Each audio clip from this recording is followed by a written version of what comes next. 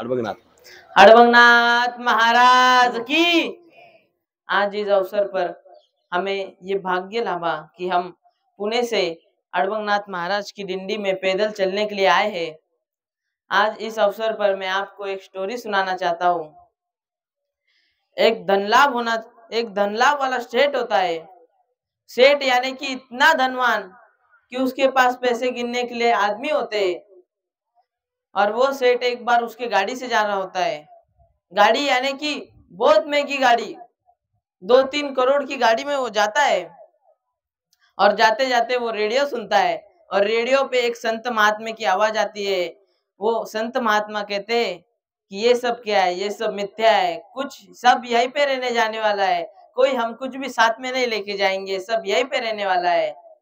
और वो सेठ सुनता है। सेठ कहता है ये महात्मा तो कह रहे सब इधर रहने जाने जा रहा है, कुछ ऊपर हम लेके नहीं जा सकते। तो वो सेठ सोचता है कि हम कैसे, हम पैसे ऊपर लेके जाएंगे, हम पैसे स्वर्ग में लेके जाएंगे, हम ये संत महात्मा को झूठ साबित करेंगे।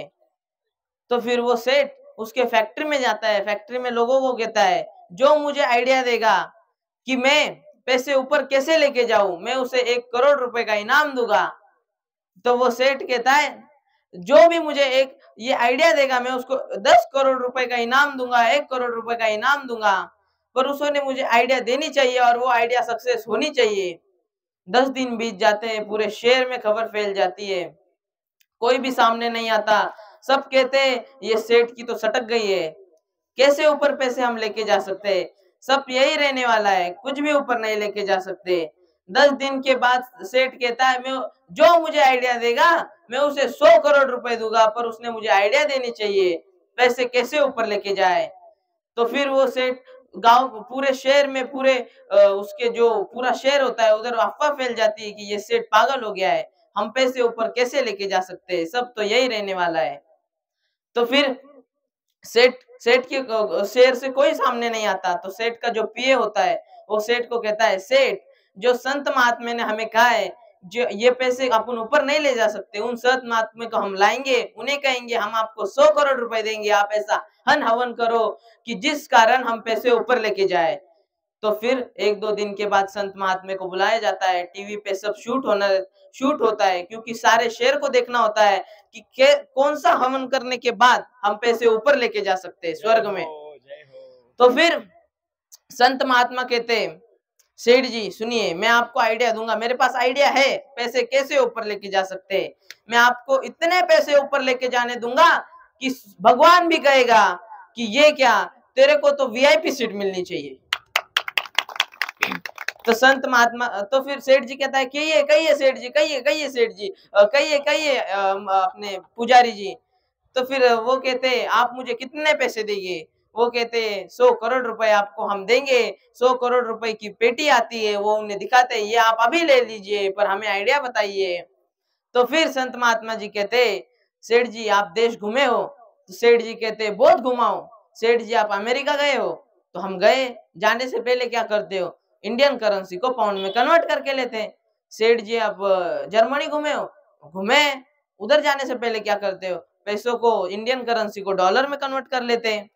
सेठ जी आप दुबई घूमे हो। अरे घूमे हो पुजारी जी, ये नहीं जानना है हमें मैं किधर किधर घुमा हूं, मैं तो पूरा वर्ल्ड घुमा हूं, आप मुझे बस इतना बताइए कि पैसे ऊपर कैसे लेके जाए।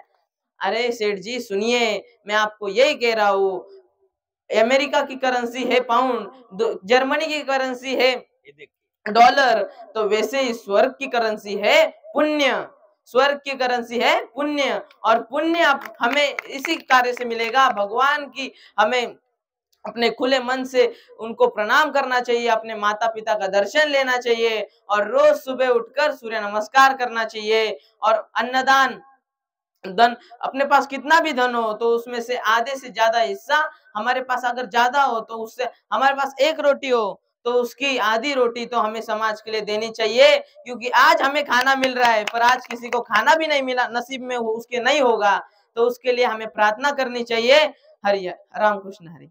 वाह वाह वाह वाह वाह। गौरव जी आप कौन से स्कूल में पढ़ते हो? Saint Joseph Bethany convent school. कितवीला येतात? 9वीला आहे. 9वीला आहे. 9वीच्या वयामध्ये आई एक पट पोरगा दुप्पट झाला. एकदा जोरात टाळ्या वाजायच्या आहेत आणि भविष्यात निश्चितच भारतभर आणि देशभर तुझं नाव व्हावं ही अडवण्याची प्रार्थना.